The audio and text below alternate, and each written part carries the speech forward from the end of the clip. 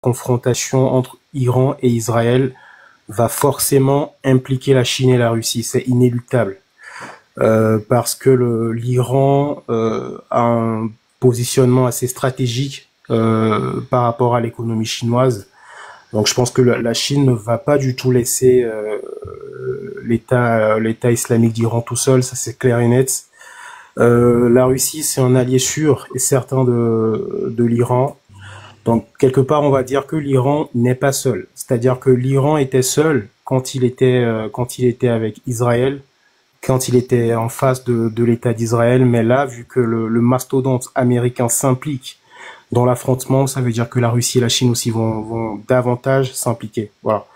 Donc je pense qu'on est vraiment au bord du gouffre. De base, on considérait Donald Trump comme un souverainiste, c'est-à-dire que il était, d'ailleurs, il a le fameux slogan Make America Great Again, c'était justement de recentrer la politique américaine davantage sur l'essor économique des États-Unis.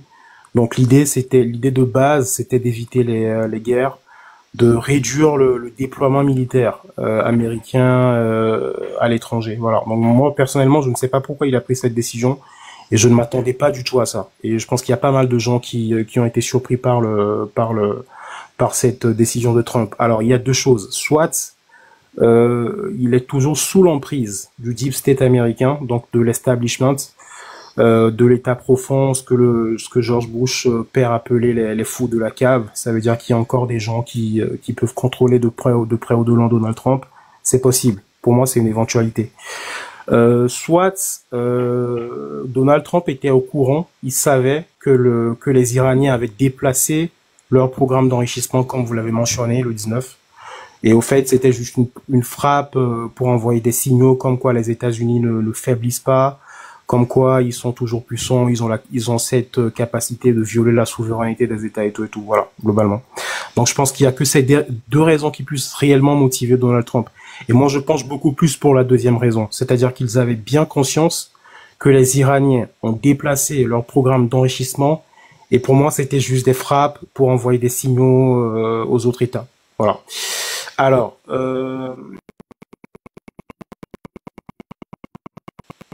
la position de quel message, c'est-à-dire quel est le message? Attends, mon frère.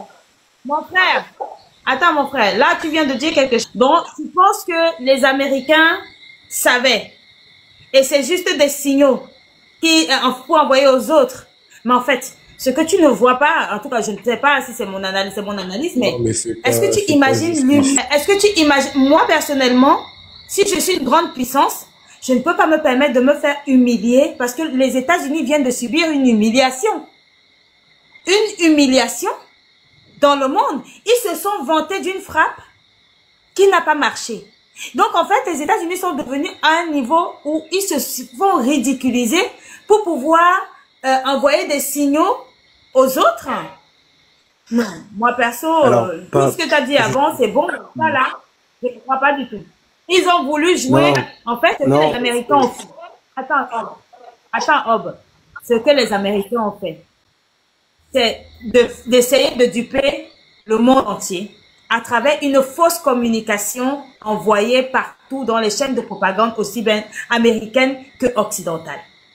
Pour dire que c'est dans 2 semaines il va discuter. Et quand ils ont montré à Mondovision leurs avions qui allaient bombarder, les soi-disant avions qui devaient bombarder, ils ont dit que les avions ont 3 jours, 4 jours, machin, tout ça là.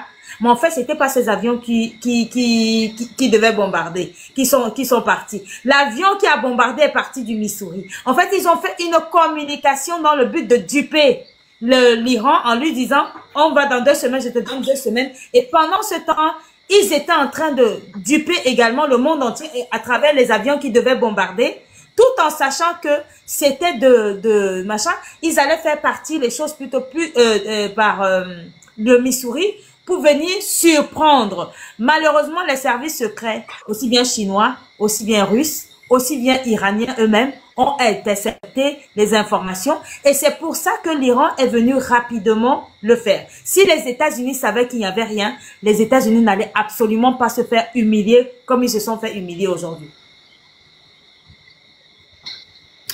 Alors, moi, je pense qu'on peut voir le verre à moitié plein. tout simplement. Alors, je ne sais pas ce que tu veux dire par humiliation. Ce qu'il faut savoir, c'est que le bombardier B2, parce que c'est le bombardier que l'US Air Force a utilisé, c'est le bombardier B2. Apparemment, c'est un truc réputé hyper furtif, indétectable par les radars. Monsieur, l'Iran en a récupéré un. Mistou, je t'ai même envoyé la vidéo, tu regardes. Les Iraniens ont récupéré un des B2 là, que le monsieur il parle. Non, Ok, mais, bah, merci. excusez-moi, mais je sais pas au niveau des informations, parce que à l'heure actuelle, parce que là j'entends dire que non, ils ont pu vider tout leur arsenal nucléaire, mais en vrai non.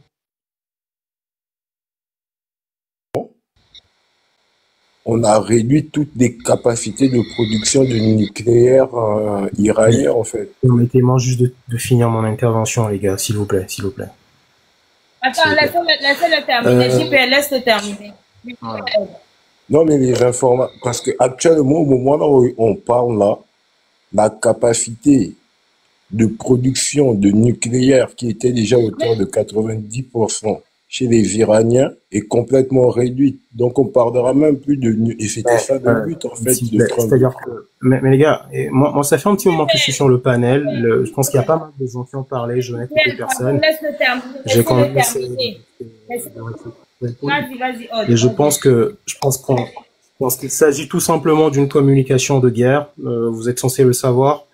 Et je pense que dans une communication de guerre, tous les camps essayent de tirer la couverture vers lui, tout simplement. C'est-à-dire que chaque camp va vouloir tirer la couverture vers lui. C'est comme ça qu'on communique en temps de guerre.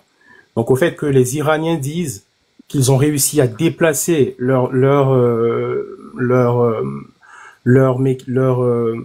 installation nucléaire, ça peut être vrai. Que les Américains disent qu'ils ont réussi à anéantir l'intégralité du dispositif nucléaire de l'Iran, ça peut être faux. Donc on ne sait pas. Moi je suis en train de démettre des faux. Attends, Odd. Non, JPL, pourquoi tu parles en même temps? Odd, il y a l'agence